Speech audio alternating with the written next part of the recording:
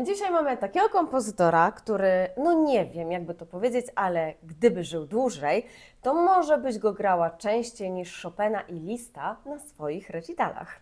Dokładnie, ciężko się z tym nie zgodzić. Cudowne dziecko fortepianu, kompozytor, który grał tak szybko i czysto, że sam Liszt go do siebie ściągnął na studia. No i natychmiast mianował go jednym ze swoich ulubieńców. Liszt to miał nosa. No to co, może zdradzimy, o kogo chodzi? To świetny pomysł. Juliusz Zarembski urodził się w 1854 roku w Żytomierzu. I już jako małe dziecko grał tak dobrze, że wszyscy mówili, ten to daleko zajdzie. I rzeczywiście, najpierw Wiedeń, gdzie ukończył 6-letni program konserwatorium w 2 lata. Potem Petersburg, gdzie uzyskał tytuł wyzwolonego artysty, a w końcu Rzym. A potem jedzie do Lista do Weimaru. I Liszt, który w życiu nie był szczególnie wylewny, mówił wprost, że Zarembski to jeden z najzdolniejszych pianistów, jakich widział. To trochę tak, jakby najlepszy szef kuchni powiedział: twoja jajecznica jest lepsza od mojej. Trudno o większy komplement. I nie tylko grał, on komponował jak szalony. Fortepian był jego światem, ale pisał też muzykę kameralną, pieśni, utwory symfoniczne. Karierę pianisty wirtuoza Juliusz Zarembski rozpoczął koncertami w Odessie i Kijowie wiosną 1874 roku. Z wielkim powodzeniem występował w wielu miastach Europy, m.in. w Rzymie, Neapolu, Warszawie, Paryżu i Londynie. Zainteresował się ponadto nowo skonstruowanym przez Mangeota fortepianem o 2 klawiaturach. W ciągu 2 miesięcy opanował technikę gry na tym instrumencie, opracował dla niego repertuar i wystąpił w 1878 roku na wielkiej wystawie w Paryżu, odnosząc ogromny sukces. A w 1880 roku objął stanowisko profesora mistrzowskiej klasy fortepianu w Królewskim Konserwatorium Muzycznym w Brukseli, gdzie już zamieszkał na stałe. Istnieje takie świadectwo, że on miał ekstremalnie szybką technikę, że grał pasaże, jakby mu ktoś przewinął tempo o co najmniej 1,5 prędkości. I przy tym czyściutko. Zero machania włosami, zero teatralnych gestów. Wszystko pod kontrolą. Może dlatego tak się nim zachwycano, że to był typ pianisty, który nie udaje dramatyzmu, tylko po prostu gra. Juliusz Zarembski pisał utwory fortepianowe o bardzo bogatej fakturze i odważnej harmonii, wyraźnie inspirowany Lisztem, ale już zapowiadające późny romantyzm. W jego miniaturach i cyklach fortepianowych słychać niezwykłe wyczucie koloru dźwięku, śpiewność oraz skłonność do form poetyckich, a nie czysto wirtuozowskich. Bo wiesz, Zarembski myślał fortepianem orkiestralnie. Często dzieli materiał między skrajne rejestry, jakby instrument miał kilka planów brzmieniowych, a nie jedną linię melodyczną.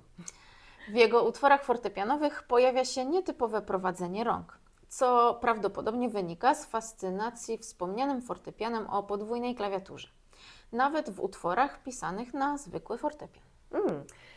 Miniatury fortepianowe Zarembskiego są też często takimi cyklami psychologicznymi, nie wiem czy o tym wiedziałaś, a to dlatego, że mają taką wewnętrzną dramaturgię, napięcie i narrację. Poza tym nie wiem, czy też zwróciłaś uwagę na tytuły jego utworów. Wiesz, bo tam wiele pojawia się takich słów jak melancholizm, taki smutek, dramatyzm, sentymentalizm. Nie wiem, czy o tym słyszałaś? No tak, bo tu zaczyna się smutniejsza część jego historii. Kariera rosła jak szalona, koncerty, sukcesy, nagrody. Ale dopadła go gruźlica.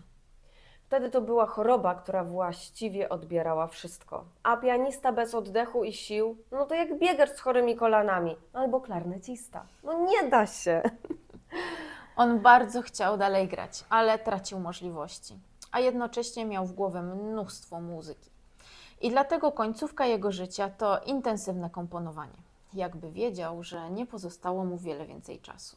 No i dochodzimy do tego, z czego najbardziej jest znany, czyli kwintet fortepianowy G-moll.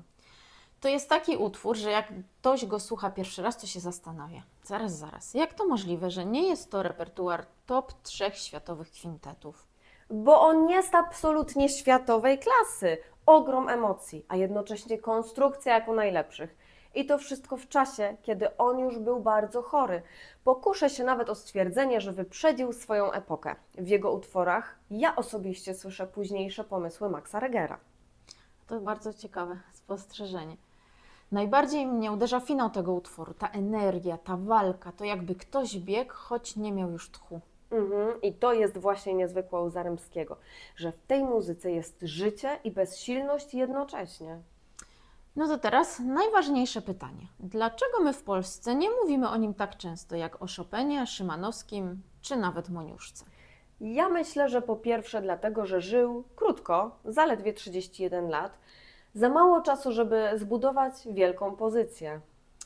Po drugie, dużo jego utworów zaginęło albo nie było opublikowanych od razu. Basiu, a co Ciebie najbardziej urzeka w postaci Zaremskiego? Wiesz co, ja to mam słabość do takich kompozytorów, którzy po prostu nie mieli łatwo, a mimo to tworzyli piękne rzeczy. W jego muzyce jest jakaś nieprawdopodobna szczerość. Dla mnie ta mieszanka wirtuozerii z emocjonalnością. On nigdy nie robił wrażenia, że utwór jest napisany pod publiczkę. On po prostu opowiadał historię fortepianem. Wiesz co, jest w tym jakaś delikatność, ale wcale nie słabość. Raczej taka, jakby to powiedzieć, wrażliwość dojrzałego człowieka, mimo że żył krótko. W twórczości fortepianowej Zaremskiego polskość jest bardzo wyraźna już na poziomie tytułów. Mazurki, polonezy, suite polonez nie są przypadkowe, lecz świadomie wybrane. Odwołania do polskich form tanecznych działają jako znak tożsamości, szczególnie ważny dla kompozytora tworzącego i koncertującego głównie poza Polską. W jego utworach to nie jest folklor ani cytat ludowy, lecz stylizacja. Rytm, akcent i charakter tańca przeniesione na język romantycznego fortepianu. Dzięki temu właśnie Zaremski łączy międzynarodowy, nowoczesny idiom fortepianowy z czytelnym, ale nienachalnym odniesieniem do polskiej tradycji.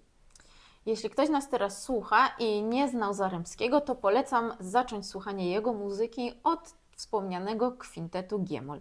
A potem koniecznie zaglądnijcie głębiej. Nokturny, etiudy, drobne utwory fortepianowe. Tam naprawdę są perełki.